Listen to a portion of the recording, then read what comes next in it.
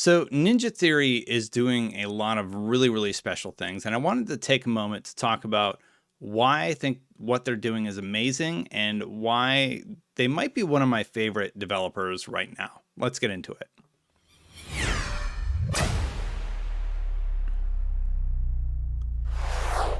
So, first up, I'm going to start by talking about Hellblade and Hellblade 2. Hellblade was a really special game for me. I love the audio effects that they did, especially because I play most of my games with headphones on. And Hellblade 2, they're continuing on that path, and they're going to be utilizing Unreal Engine 5, which is something I'm really excited about to see what that engine can do. I want to really quick play the snippet for you of the hype moment where the music sort of crescendos and we get to hear the main character speak. Anyway, here it is.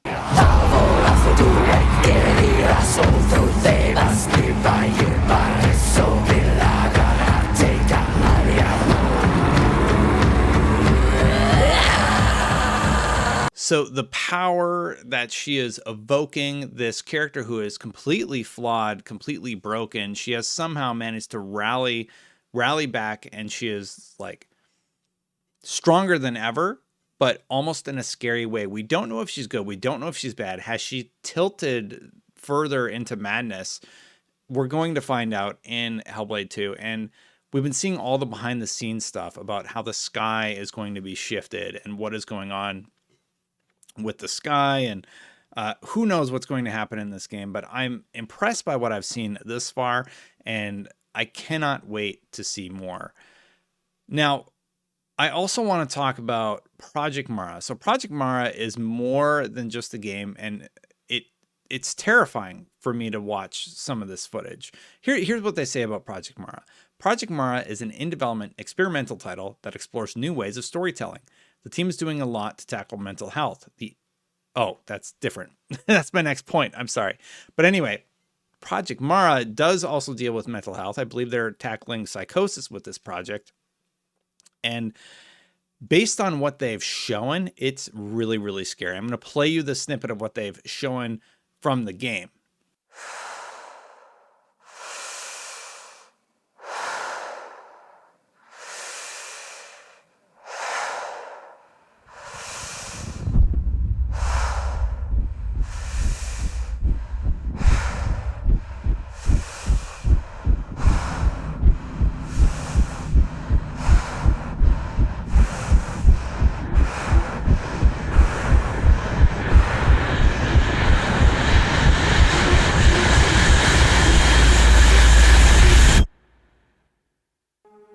Project Mara will be a real-world and grounded representation of true mental terror. It'll be based heavily on research, interviews, and first-hand accounts to recreate the horrors of the mind as accurately and believably as possible.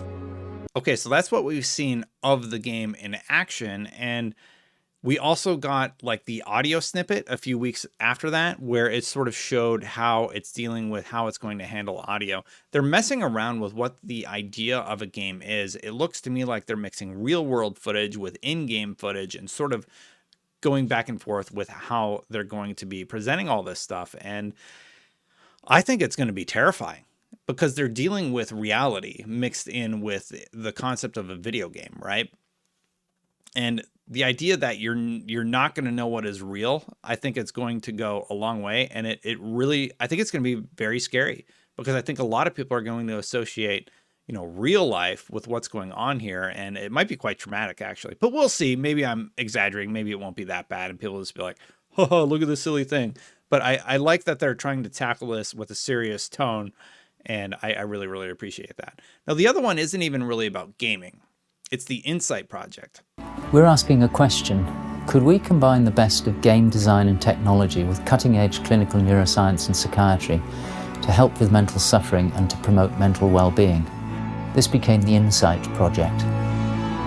And one of the core tenets that they seem to be working toward are the idea of helping people and helping with mental health specifically.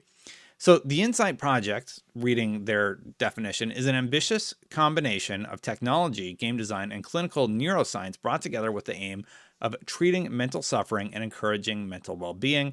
It's developed by Ninja Theory in collaboration with Professor Paul Fletcher of the University of Cambridge. And, you know, Hellblade wasn't a perfect game, but it was terrifying in an interesting way because it has a grounded nature as it tackles mental health. And that seems like it was a jumping off point for them to start doing stuff like this Insight project. And, you know, when I was doing research for this video, so that's just like a good thing to do. Like, that's just a feel-good story that we can all, I think, support and say, great, that's awesome that you're doing that. And Hellblade, the original Hellblade, is sort of how that started. And it's great to see what it has become. But then I started thinking about the other games. Do you remember Heavenly Sword? That was also Ninja Theory. One of my favorite PlayStation 3 games was Heavenly Sword. So getting this, being reminded that they worked on that and that they had a hand in Devil May Cry, for example, another franchise that went on to do really well. I actually loved Devil May Cry, and I loved the reboot of Devil May Cry. It hooked me because it had phenomenal combat. So they know how to make really, really good games. But probably one of my favorite games that they ever worked on was Enslaved.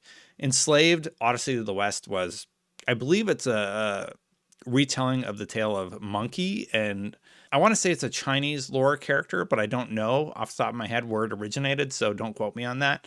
But it's a phenomenal game. I won't spoil it for you, but I just remember being absolutely blown away by that game, specifically the ending, really throwing me for a loop. And they've just made all of these phenomenal games, and the fact that they're sort of coming full circle and they're using it to bring good into the world is really, really inspiring and great to see. So I'm excited about what they have coming down the line. I hope you are too. I would love to hear your thoughts more on Ninja Theory, what they've decided to do, how they're working as a game company. Let me know in the comments below. Speaking of doing good things, all month long though, we are raising money for St. Jude Children's Hospital. St. Jude Children's Hospital is working to cure cancer and other rare childhood diseases. Thank you so much to everybody who has donated money towards this cause. All month long, as you know, I've been including this link where if you choose to, you can donate. And that money is going towards like toys for kids, a family meal card that will allow a family to have food together. That's $250. $10 will get a toy for the waiting area, and $500 will get a bone marrow transplant. Thank you to everybody who has donated. Hopefully we hit that $5,000 goal by the end of the month. And finally, because we're at the end of the video, if you like this sort of content, please subscribe. Thank you so much to everybody who has subscribed this far. I really, really appreciate it. I hope you have a great rest of your day. And finally, of course, memberships are turned on. So if you want to do that, great. And a special thank you to everybody who has become a member, because that supports the channel directly. All right, I'm going to get out of here. That was my last one for tonight. I'm moving. Wish me luck on the move. I'll see you again soon. Bye, everybody. My set might look a little different.